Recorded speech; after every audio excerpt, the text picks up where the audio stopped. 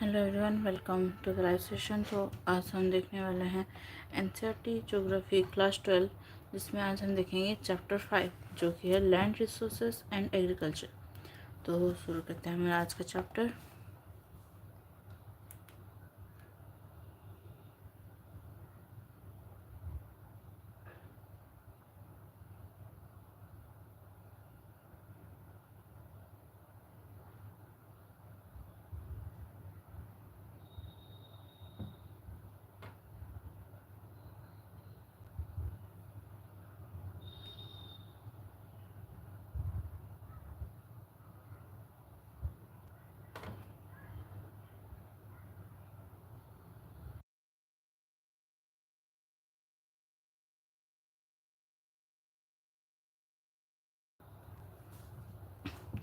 You must have observed that the land around you is put to different uses. Some land is occupied by rivers, some may have trees, and some parts roads and buildings have been built. Different types of lands are suited to different uses. Human beings thus use land as a resource for production as well as residence and recreation. Thus, the building of your school, roads on which you travel, parks in which you play, fields in which crops are grown, and the pastures where animals graze represent different uses to which land is put. Land use categories. Land use records are maintained by Land Revenue Department. The land use categories add up to reporting area, which is somewhat different from the geographical area. The Survey of India is responsible for measuring geographical area of administrative units in India. Have you ever used a map prepared by Survey of India? The difference between the two concepts are that while the former changes somewhat depending on the estimates of the land revenue records, the latter does not change and stays fixed as per Survey of India measurements. You may be familiar with land use categories as they are also included in a social science textbook of class 10. The land use categories as maintained in the land revenue records are as follows. Forest. It is important to note that area under actual forest cover is different from area classified as forest. The latter is the area which the government has identified and demarcated for forest growth. The land revenue records are consistent with the latter definition. Thus, there may be an increase in this category without an increase in the actual forest cover. Land put to non-agricultural uses. Land under settlements, rural and urban, infrastructure, roads, canals, industries, shops, etc. are included in this category. An expansion in secondary and tertiary activities would lead to an increase in this category of land use. Barren and wastelands. The land which may be classified as wastelands such as barren hilly terrains, desert lands, ravines, etc. normally cannot be brought under cultivation with available technology. Area under permanent pastures and grazing lands. Most of this type land is owned by the village panchayat or the government. Only a small proportion of this land is privately owned. The land owned by the village panchayat comes under common property resources. Area under miscellaneous tree crops and groves not included is net zone area. The land under orchids and fruit trees are included in this category. Much of this land is privately owned. Cultivable wasteland. Any land which is left fallow, uncultivated for more than 5 years is included in this category. It can be brought under cultivation after improving it through reclamation practices. Current fallow. This is the land which is left without cultivation for one or less than one agricultural year. Fallowing is a cultural practice adopted for giving the land rest. The land reoccupies lost fertility through natural processes. Fallow other than current fallow. This is also a cultivable land which is left uncultivated for more than a year but less than 5 years. If the land is left uncultivated for more than 5 years, it would be categorized as cultivable wasteland.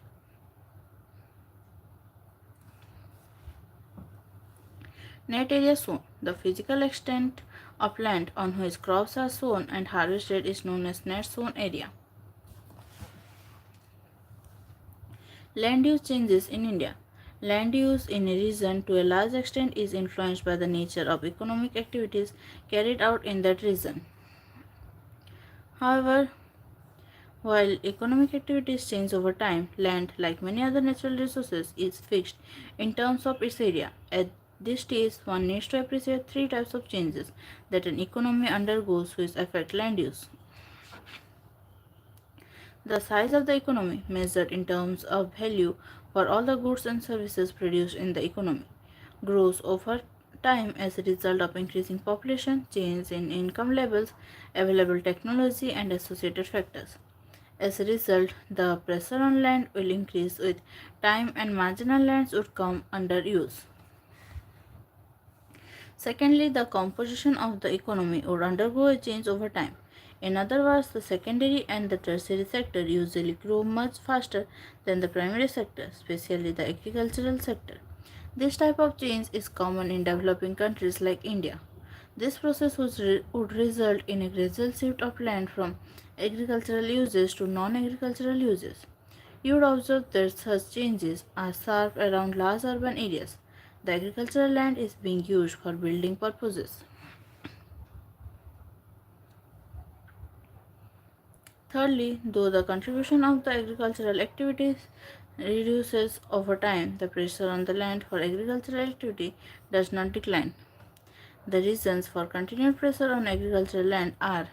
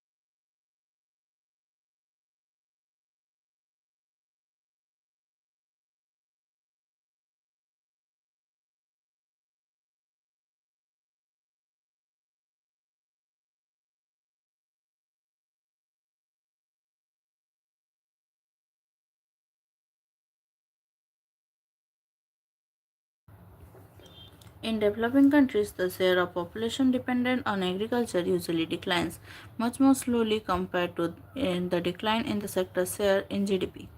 The number of people that the agricultural sector has to feed is increasing day by day.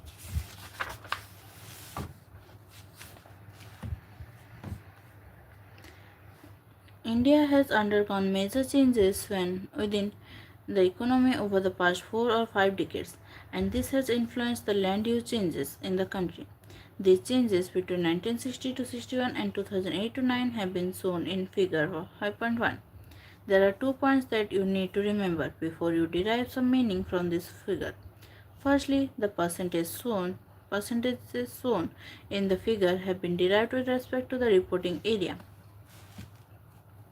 Secondly, since even the reporting area that has been relatively constant over the years, a decline in one category usually leads to an increase in some other category. 4 categories have undergone increases, while 4 have registered declines. Share of area under forest, area under non-agricultural uses, current fallow lands, and net area sown have shown an increase. The following observation can be made about these increases. The rate of increase is highest in case of area under non-agricultural uses. This is due to the changing structure of Indian economy, which is increasingly depending on the contribution from industrial and services sector and expansion of related infrastructure facilities. Also, an expansion of area under both urban and rural settlements has added to the increase. Thus, the area under non-agricultural uses is increasing at the expense of wastelands and agricultural land. The increase in the share under forest, as explained before, can be accounted for by increase in the decreased area under forest rather than an actual increase in the forest cover in the country. The increase in the current fallow cannot be explained from information pertaining to only 2 points. The trend of current fallow fluctuates a great deal over years, depending on the variability of rainfall and cropping cycles. The increase in net area sown is a recent phenomenon due to use of cultivable wastelands for agricultural purpose, before which it was registering a slow decrease. There are indications that most of the decline had occurred due to the increase in area under non-agricultural use. Note the expansion of building activity on agricultural land in a village and city.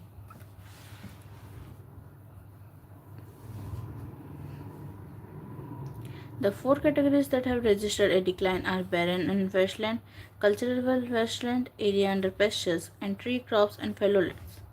The following explanations can be given for the declining trends. As the pressure on land increased both from the agriculture and non-agricultural sectors, the wastelands and cultural wastelands have witnessed decline over time. The decline in land under pastures and grazing lands can be explained by pressure from agricultural land. Illegal encroachment due to expansion of cultivation on common pasture lands is largely responsible for this decline.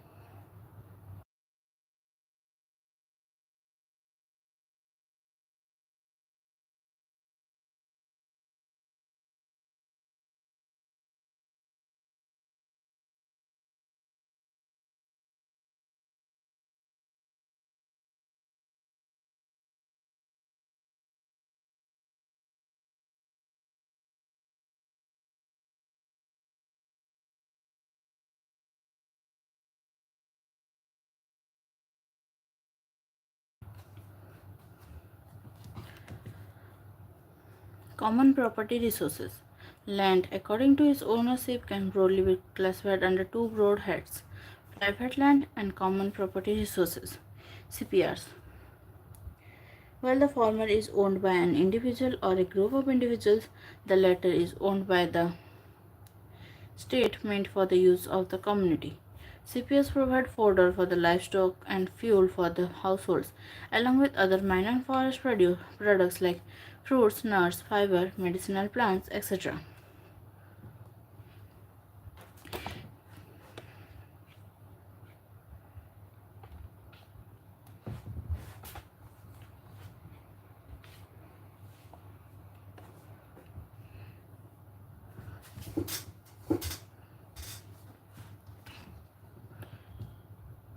In rural areas, such land is of particular relevance for the livelihood of the landless and marginal farmers and other weaker sections, since many of them depend on income from the livestock due to the fact that they have limited access to land. CPS also are important for women, as most of the fodder and fuel collection is done by them in rural areas. They have to devote long hours in collecting fuel and fodder from the degraded area of CPR. CPRs can be defined as community's natural resource where every member has the right of access and uses with specified obligations, without anybody having property rights over them. Community forest, pasture lands, villages, water bodies, and other public spaces where a group larger than a household or family unit exercises right of uses and carries responsibility of management are examples of CPRs. Agricultural land use in India. Land resource is more crucial to the livelihood of the people depending on agriculture.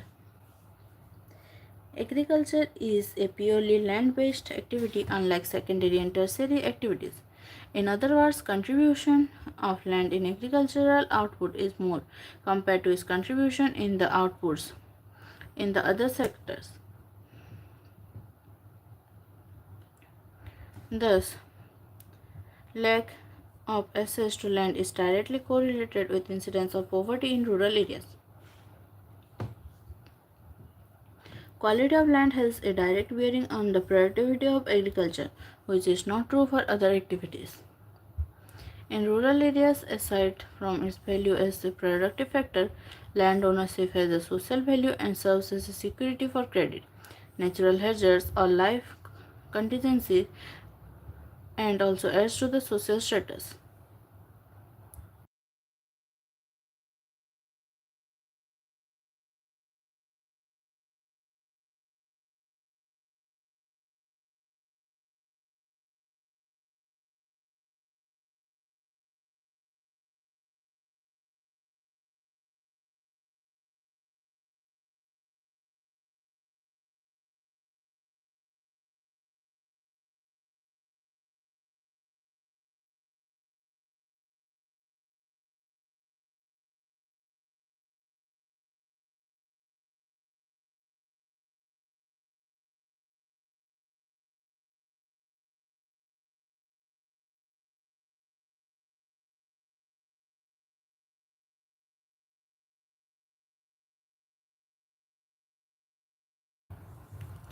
An estimation of the total stock of agricultural land resources, that means total cultivable land, can be arrived at by adding up net sown area, all fallow lands, and cultivable wastelands.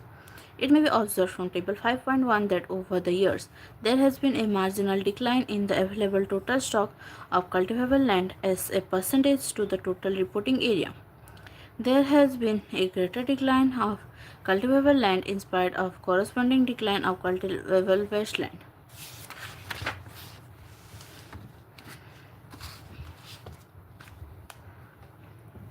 It is clear from the above discussion that the scope for bringing in additional land under net zone area in India is limited. There is thus an urgent need to evolve and adopt land saving technologies. Such technologies can be classified under two heads: those which raise the yield of any particular crop per unit area of land, and those which increase the total output per unit area of land from all crops grown over one agricultural year by increasing land use intensity. The advantage of the latter kind of technology is that along with the increasing output from limited land, it also increases the demand for labor significantly. For a land scarce but labor abundant country like India, a high cropping intensity is desirable not only for fuller utilization of land resource but also for reducing unemployment in the rural economy. The cropping intensity CI is calculated as follows. Cropping intensity in percentage equals to GCA upon NSA into 100. Cropping seasons in India. There are three distinct crops seasons in the northern and interior parts of the country, namely Kharif, Rabi, and Zaid. The Kharif season largely coincides with southwest monsoon, under which the cultivation of tropical crops such as rice, cotton, jute, jawar, bajra, and tur is possible. The Rabi season begins with the onset of winter in October-November and ends in March-April. The low temperature condition during this season facilitated the cultivation of temperate and subtropical crops such as wheat, gram, and mustard.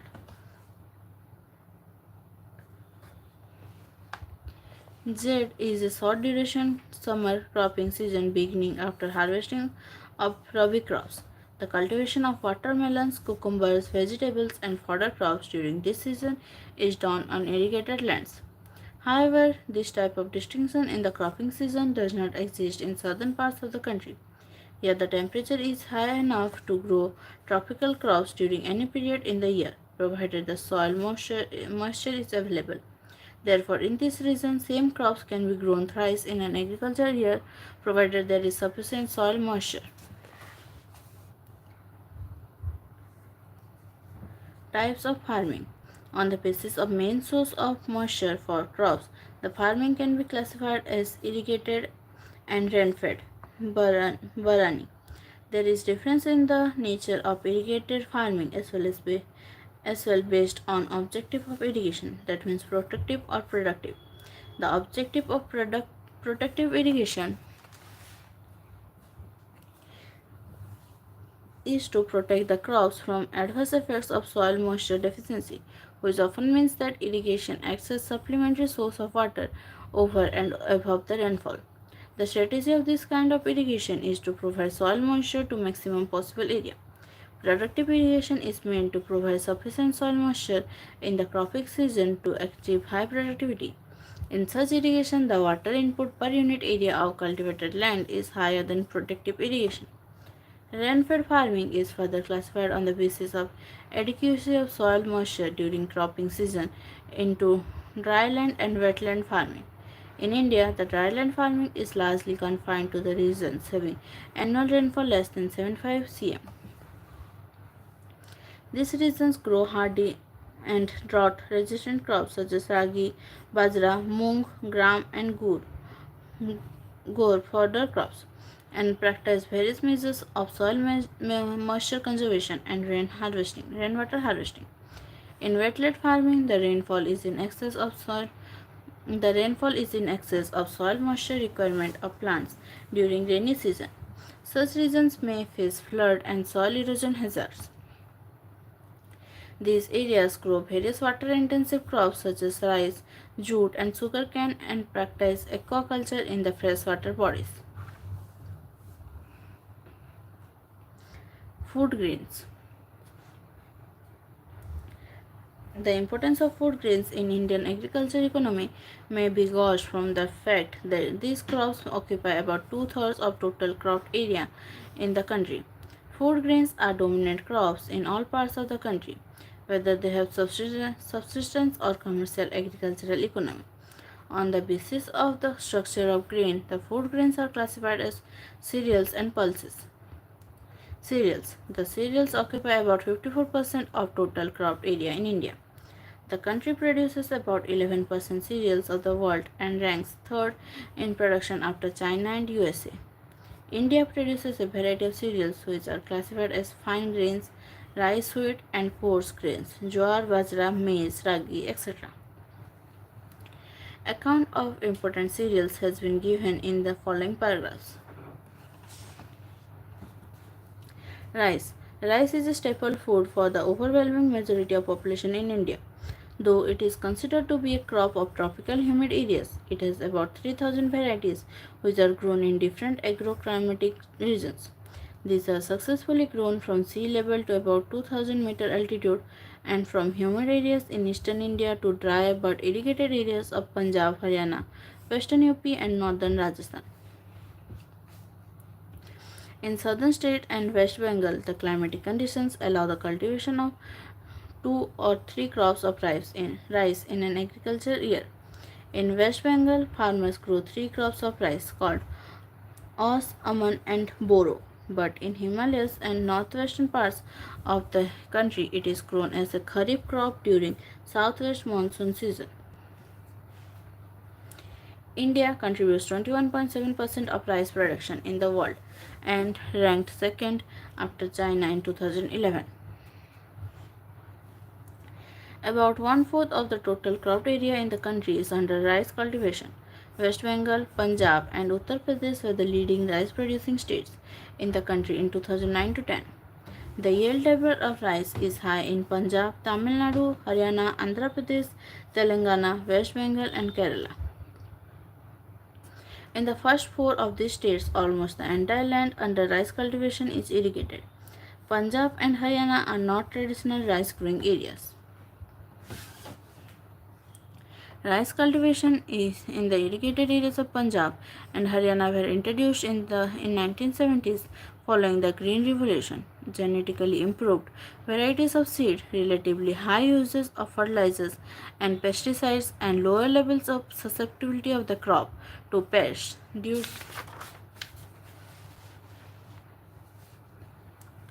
to dry climatic conditions are responsible for higher yield of rice in this region. The yield of this crop is very low in rain-fed areas of Madhya Pradesh, Chhattisgarh and Odisha.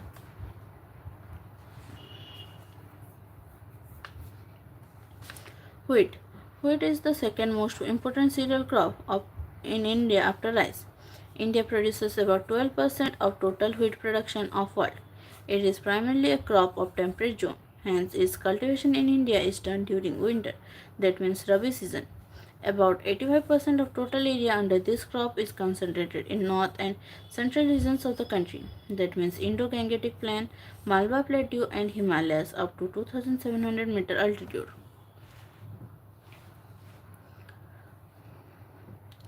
Being a rabi crop, it is mostly grown under irrigated conditions, but it is a rain-fed crop in Himalayan highlands and parts of Malwa Plateau in Madhya Pradesh. About 14% of the total cropped area in the country is under wheat cultivation. Uttar Pradesh, Punjab, Haryana, Rajasthan, and Madhya Pradesh are five leading wheat producing states.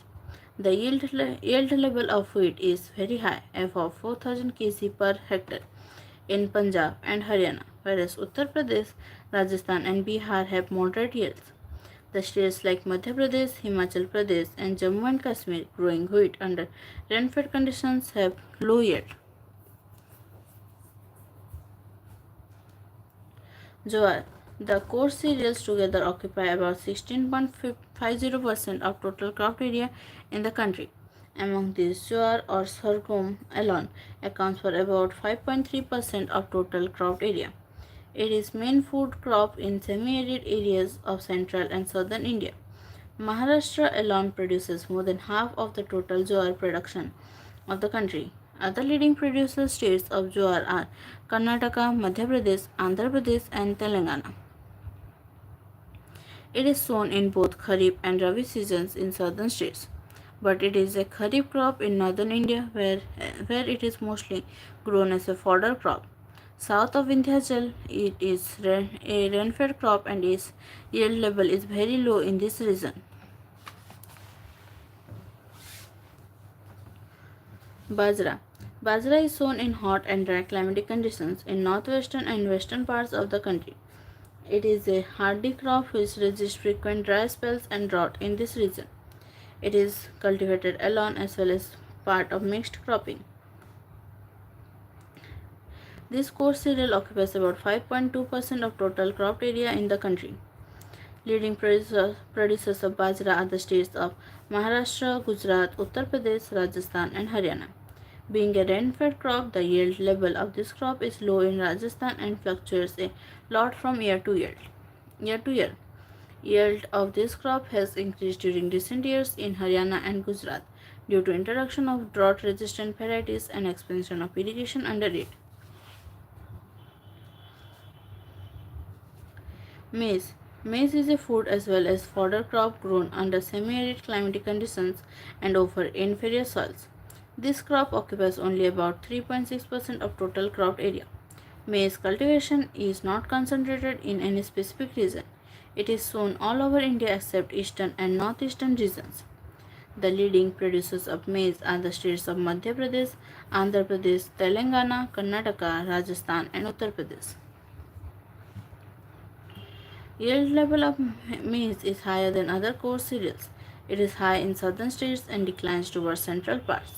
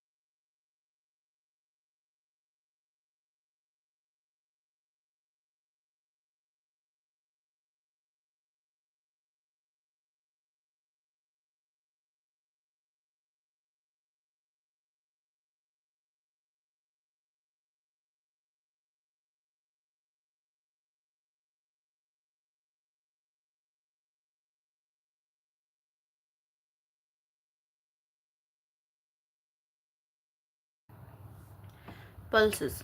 Pulses are a very important ingredient of vegetarian food as these are rich sources of proteins. These are legume crops which increase the natural fertility of soils through nitrogen fixation. India is a leading producer of pulses and accounts for about one-fifth of the total production of pulses in the world.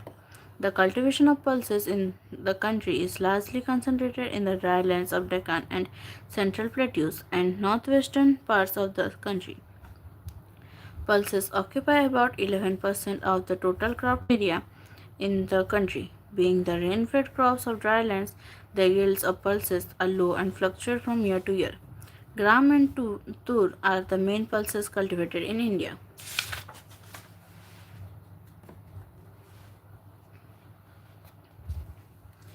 Gram.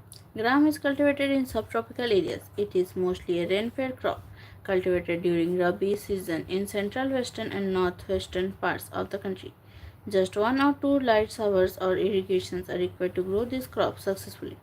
It has been displaced from the cropping pattern by wheat in Haryana, Punjab and northern Rajasthan following the Green Revolution. At present, gram covers only about 2.8% of the total cropped area in the country. Madhya Pradesh, Uttar Pradesh, Maharashtra, Andhra Pradesh, Telangana, and Rajasthan are the main producers of this pulse crop. The yield of this crop continues to be low and fluctuates from year to year even in irrigated areas. Tur Arahar.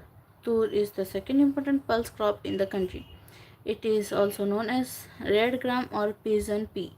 It is cultivated over marginal lands and under rain-fed conditions in the dry areas of central and southern states of the country. This crop occupies only about 2% of total cropped area of India.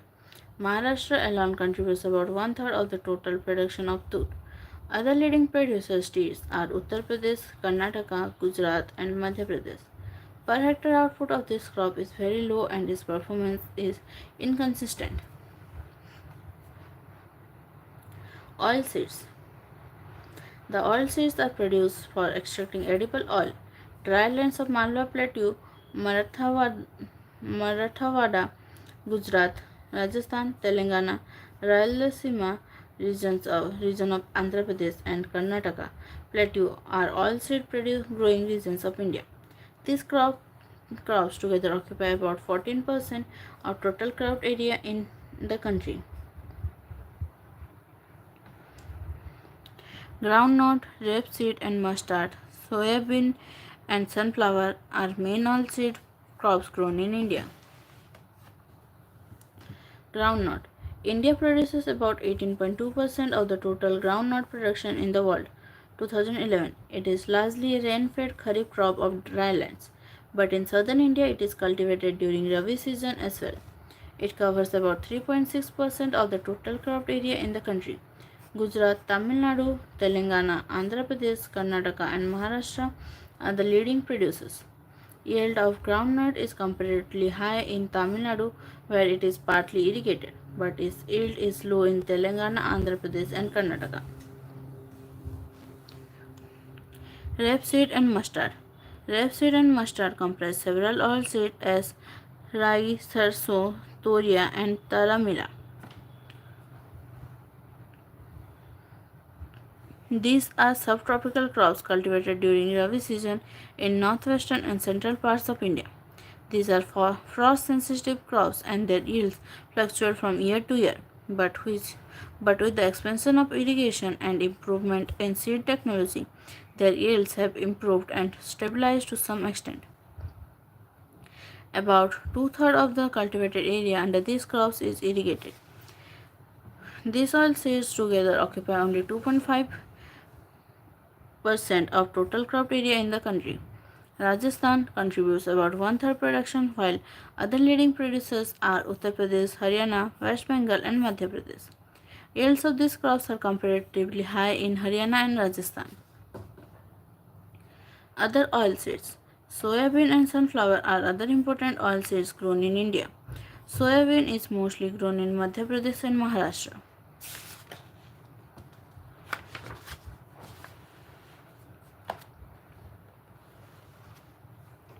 These two states together produce about 90% of total output of soybean in the country.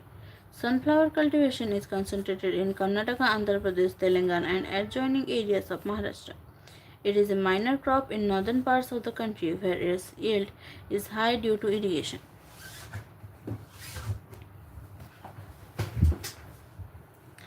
Fiber crops. These crops provide us fiber for preparing cloth, bags, sacks, and a number of other items. Cotton and jute are two main fiber crops grown in India. Cotton. Cotton is a tropical crop grown in Kharif season in semi-arid areas of the country. India lost a large proportion of cotton growing area to Pakistan during partition. However, its acreage has increased considerably during the last 50 years. India grows both short staple Indian cotton as well as long staple American cotton called Narma in northwestern parts of the country. Cotton requires clear sky during flowering stage. India ranks fourth in the world in the production of cotton after China, USA, and Pakistan, and accounts for about 8.3% of production of cotton in the world. Cotton occupies about 4.7% of total cropped area in the country. There are three cotton growing areas, that means parts of Punjab, Haryana, and northern Rajasthan in northwest, Gujarat and Maharashtra in the west, and plateaus of Andhra Pradesh, Karnataka, and Tamil Nadu in south. Leading producers of this crop are Maharashtra, Gujarat, Andhra Pradesh, Punjab, and Haryana. Per hectare output of cotton is high under irrigated conditions in northwestern regions of the country. Its yield is very low in Maharashtra where it is grown under rain-fed conditions. Jute. Jute is used for making coarse cloth, bags, sacks, and decorative items. It is a cash crop in West Bengal and adjoining eastern parts of the country. India lost large jute growing area to East Pakistan, Bangladesh during partition. At present, India produces about 3/5 of jute production of the world. West Bengal accounts for about 3/4 of the production in the country. Bihar and Assam are other jute growing areas. Being concentrated only in a few states, this crop accounts for only about 0.5% of total cropped area in the country. Other crops. Sugarcane, tea, and coffee are other important crops grown in India. Sugarcane. Sugarcane is a crop of tropical areas. Under rainfed conditions, it is cultivated in subhumid and humid climates, but it is largely an irrigated crop in India. In Indo-Gangetic Plain, its cultivation is largely concentrated in Uttar Pradesh. Sugarcane growing area in western India is spread over Maharashtra and Gujarat.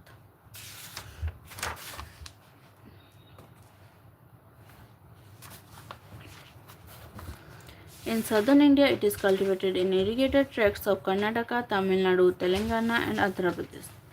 India was the second largest producer of sugarcane after Brazil in 2011. It accounts for about 19% of the world population of sugarcane, but it occupies only 2.4% of total cropped area in the country. Uttar Pradesh produces about 2/5 of sugarcane of the country. Maharashtra, Karnataka, Tamil Nadu, and Andhra Pradesh are other leading producers of this crop, where yield level of sugarcane is high. Its yield is low in northern India. Tea. Tea is a plantation crop used as beverage. Black tea leaves are fermented, whereas green tea leaves are unfermented. Tea leaves have rich content of caffeine and tannin. It is an indigenous crop of hills in northern China. It is grown over undulating topography of hilly areas and well-drained soils in humid and subhumid tropics and subtropics. In India, tea plantations started in 1840s in Brahmaputra Valley of Assam, which still is a major tea growing area in the country. Later on, its plantation was introduced in sub-Himalayan regions of West Bengal, Darjeeling, Jalpaiguri, and Cooch Behar districts. Tea is also cultivated on the lower slopes of Nilgiri and Cardamom Hills in Western Ghats. India is a leading producer of tea and accounts for about 28% of total production in the world. India's share in the international market of tea has declined substantially. At present, it ranks third among tea exporting countries in the world, after Sri Lanka and China. Assam accounts for about 53.2% of the total cropped area and contributes more than half of the total production of tea in the country. West Bengal and Tamil Nadu are the other leading producers of tea. Coffee. Coffee is a tropical plantation crop. Its seeds are roasted, ground, and are used for preparing a beverage. There are three varieties of coffee, that means Arabica, Robusta and Liberica. India mostly grows superior quality coffee, Arabica, which is in great demand in international market. But India produces only about 3.7% coffee of the world and ranks 7th after Brazil, Vietnam, Colombia, Indonesia, Ethiopia and Mexico in 2011. Coffee is cultivated in the highlands of Western Ghats in Karnataka, Kerala, and Tamil Nadu. Karnataka alone accounts for more than two-thirds of total production of coffee in the country. Agricultural development in India. Agriculture continues to be an important sector of Indian economy. In 2001, about 53% of population of the country was dependent on it. The importance of agricultural sector in India can be gauged from the fact that about 57% of its land is devoted to crop cultivation, whereas in the world the corresponding share is only about 12%. In spite of this, there is tremendous pressure on agricultural land in India, which is reflected from the fact that the land human ratio in the country is only 0.31 hectare, which is almost half of that of the world as a whole, 0.59 hectare. Despite various constraints, Indian agriculture has marched a long way since independence. Strategy of development. Indian agriculture economy was largely subsistence in nature before independence. It has dismal performance in the first half of 20th century. This period witnessed severe droughts and famines. During partition, about one-third of the irrigated land in undivided India went to Pakistan. This reduced the proportion of irrigated area in independent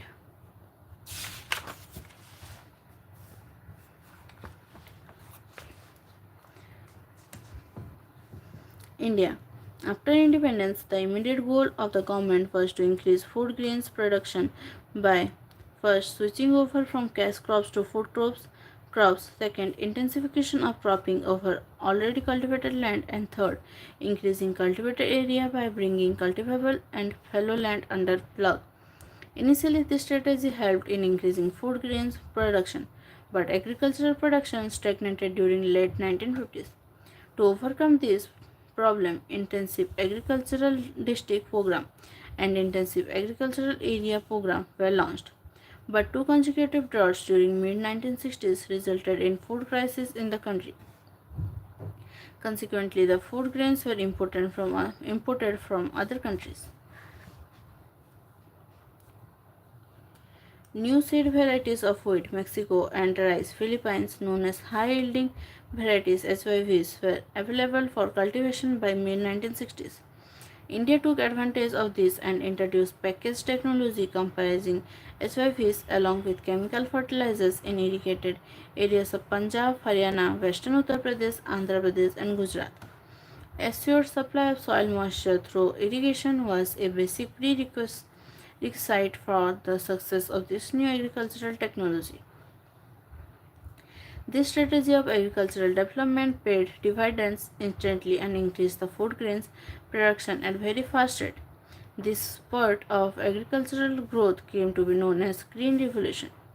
This also gave fillip to the development of a large number of agro inputs, agro processing industries, and small scale industries. This strategy of agricultural development made the country self reliant in food grain production. But Green Revolution was initially confined to irrigated areas only. This led to regional disparities in agricultural development in the country till the 70s, after which the technology spread to the eastern and central parts of the country. The Planning Commission of India focused its attention to the problem of agriculture in rain-fed areas in 1980s. It initiated agroclimatic planning in 1988 to induce regionally balanced agricultural development in the country. It also emphasized the need for diversification of agriculture and harnessing of resources for development of dairy farming, poultry, horticulture, livestock rearing, and aquaculture. Initiation of the policy of liberalization and free market economy in 1990s is likely to influence the course of development of Indian agriculture. Lack of development of rural infrastructure, withdrawal of subsidies and price support, and impediments in availing of the rural credits may lead to interregional and interpersonal disparities in rural areas. Growth of agricultural output and technology. There has been a significant increase in agricultural output and improvement in technology during the last 50 years. Production and yield of many crops such as rice and wheat has increased at an impressive rate. Among the other crops, the production of sugarcane, oilseeds, and cotton has also increased appreciably. India ranked first in the production of pulses and jute in 2011. It is the second largest producer of rice, wheat, groundnut, sugarcane, and vegetables. Expansion of irrigation has played a very crucial role in enhancing agricultural output in the country. It proved basis for introduction of modern agricultural technologies such as high-yielding varieties of seeds, chemical fertilizers, pesticides, and farm machinery. The net irrigated area in the country has increased from 20.85 to 54.6 million hectare over the period 1950 to 51 to 2000 to 1. Over these 50 years, area irrigated more than once in an agricultural year has increased from 1.71 to 20.46 million hectare. Modern agricultural technology has diffused very fast in various areas of the country. Consumption of chemical fertilizers has increased by 15 times since mid 60s. In 2001 to 2 per hectare consumption of chemical fertilizers in India was 91 kg, which was equal to its average consumption in the world 90 kg. But in irrigated areas of Punjab and Haryana,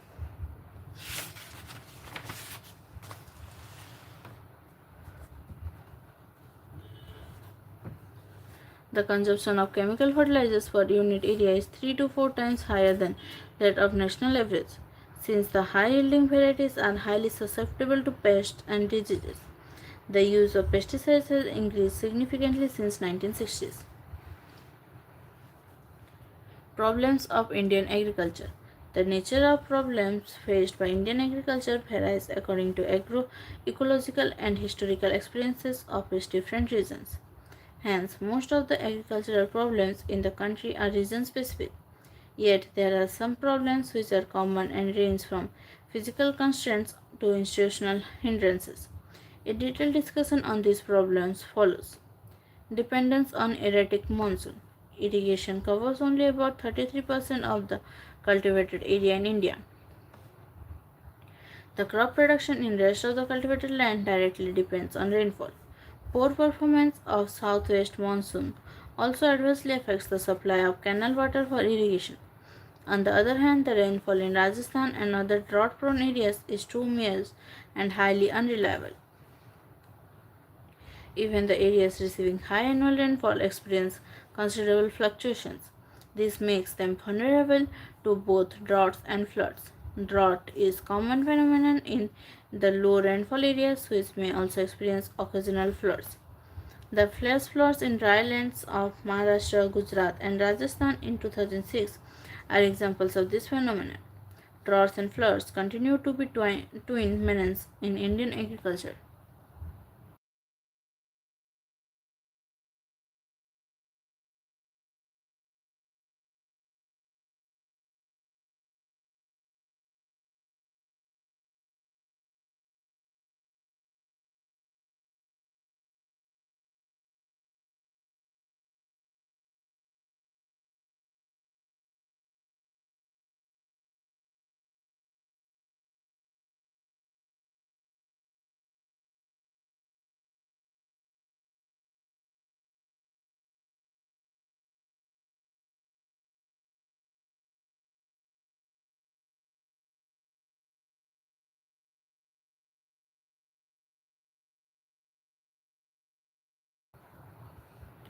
Low productivity.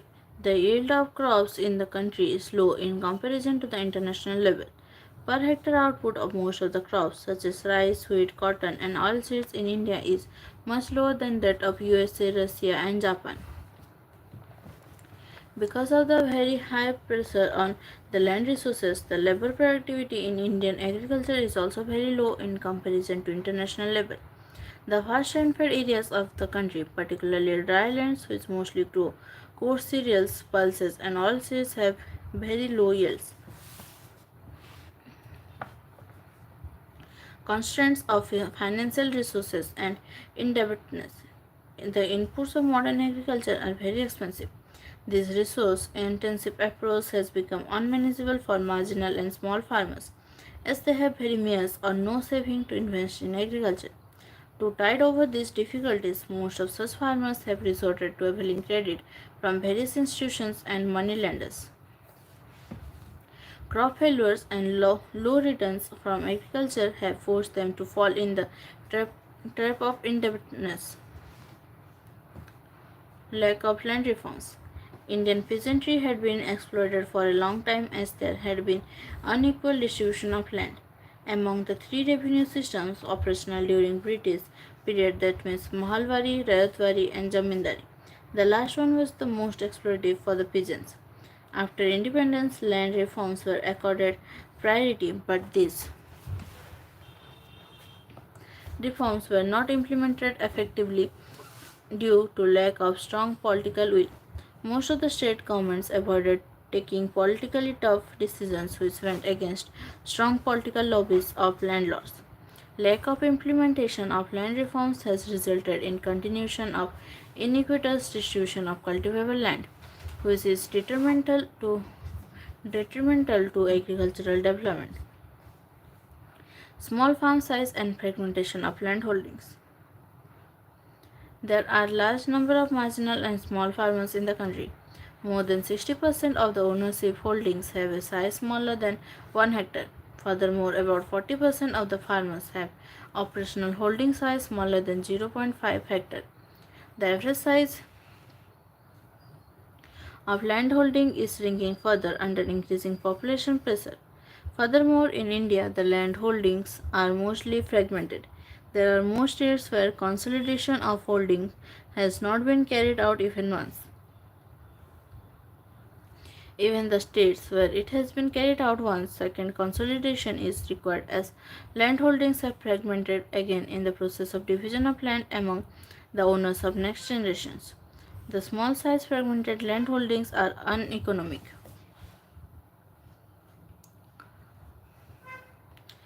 Lack of commercialization. A large number of farmers produce crops for self-consumption. These farmers do not have enough land resources to produce more than their requirement. Most of the small and marginal farmers grow food grains which are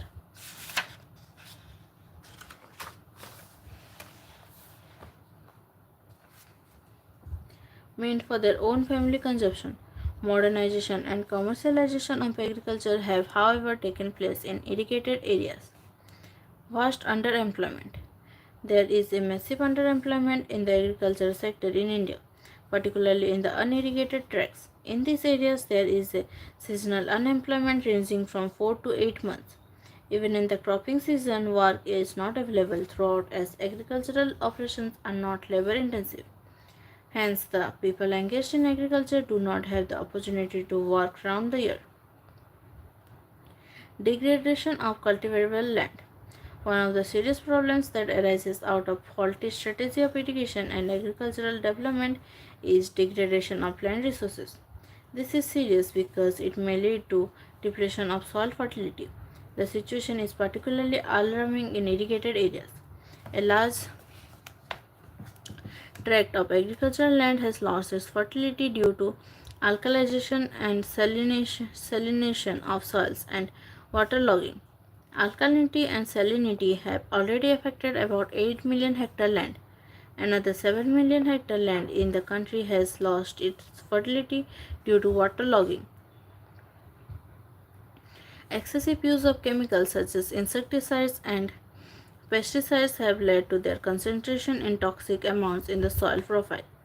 Leguminous crops have been displaced from the cropping pattern in the irrigated areas and duration of fallow has substantially reduced owing to multiple cropping. This has obliterated the process of natural fertilization such as nitrogen fixation. Rainfed areas in humid and semi-arid tropics also experience degradation of several types, like soil erosion by water and wind erosion, which are often induced by human activities.